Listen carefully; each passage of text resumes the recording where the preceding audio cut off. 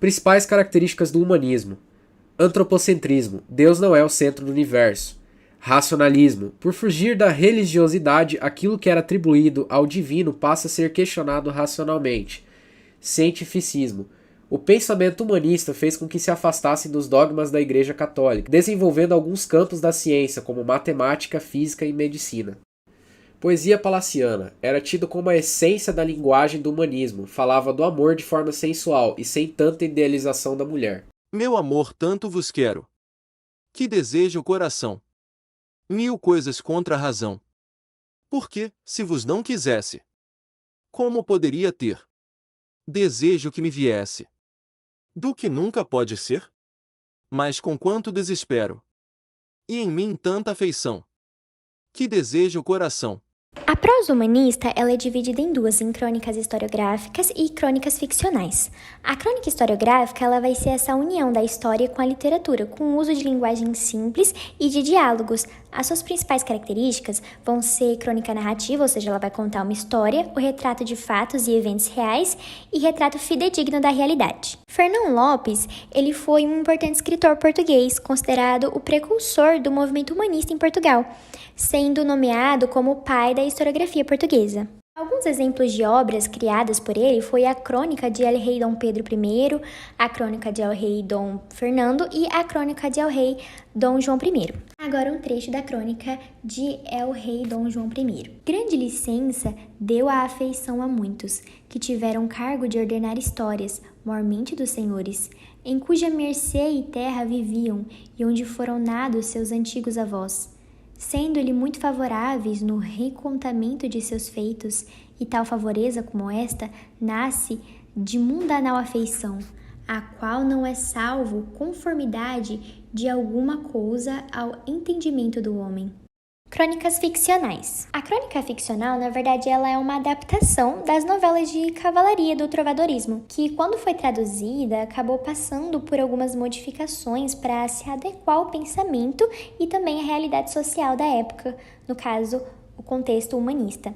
No período humanista foi produzida, por exemplo, uma novela de cavalaria, que ficou chamada como Amadis de Gaula. Como elemento de comparação, eu vou ler um texto do trovadorismo chamado Demanda do Graal. Por Deus, se não cuidasseis ser bom homem ou bom cavaleiro, assim Deus me aconselhe. Sobejo seria grande dano e grande desventura, não serdes bom cavaleiro, porque sobejo sois formoso. E ele disse: se me Deus fez formoso, dar-me a bondade, se lhe aprouver, porque de outro modo valeria pouco. E agora a crônica ficcional, a Amadis de Gaula, que é a releitura das novelas de cavalaria. A outra filha, que Elisena foi chamada, muito mais formosa que a primeira foi.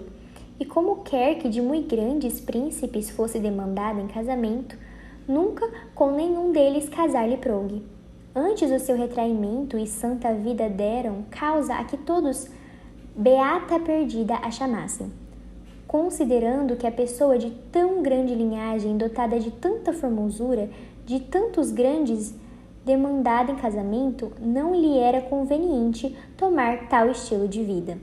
O Alto da Barca do Inferno, de Gil Vicente, é uma peça teatral escrita no século XVI que critica a sociedade portuguesa da época, através de uma alegoria moral. As personagens são confrontadas por um anjo e um diabo que as direcionam para o paraíso ou inferno com base em suas ações em vida. Através de diálogos humorísticos e irônicos, a peça critica a corrupção, hipocrisia e injustiças sociais. O desfecho revela as consequências das escolhas e ações dos personagens. Uma das mais marcantes características do classicismo é o antropocentrismo, pensamento o qual coloca o homem no centro do universo. O classicismo conta com forte presença de elementos gregos e romanos, como deuses das mitologias clássicas, e além disso, tenta retomar gêneros textuais clássicos, como poemas épicos, dramaturgias e poemas líricos, que ressurgem com mais formalidade na literatura. Os textos fogem do subjetivo e tendem a ser claros, transparentes e diretamente objetivos. Nessa época, o autor não deveria ser o foco do texto. Todo o esforço era empenhado para esconder as opiniões ou ideias do escritor. O racionalismo científico estava presente nas obras em estruturas rigorosas e harmônicas que tentavam construir uma ideia de sobriedade e equilíbrio. Quanto aos aspectos formais, o classicismo teve forte apreço pelo soneto, cultivando e difundindo como modelo de poema a ser escrito. Além do soneto, os poemas filiados ao classicismo valorizavam a imitação das formas clássicas, visando o equilíbrio formal, além do emprego da medida nova como um contraposto à medida velha cultivada na Idade Média. O classicismo também conta com o predomínio da razão como uma inspiração humanista advinda da crença na ciência. Os marinheiros portugueses estão em alto mar e são comandados pelo heróico Vasco da Gama. Eles querem chegar até a Índia, mas antes chegam até a ilha de Moçambique. Acabam travando uma batalha com os mouros, depois navegam até a ilha de Mombasa, cujo rei parece amigo. No entanto, Mercúrio, em sonho, adverte Gama sobre os planos de rei Mombasa, que planeja uma cilada com os portugueses. O herói dá ordens aos marinheiros para içarem as velas e fugirem. Em seguida, os heróicos portugueses aportam no reino de Melinde, cujo rei os recebe cordialmente. Vasco da Gama então conta para esse rei toda a história do povo lusitano e traça a genealogia dos monarcas portugueses. Além disso, aproveita para louvar dos meus a glória.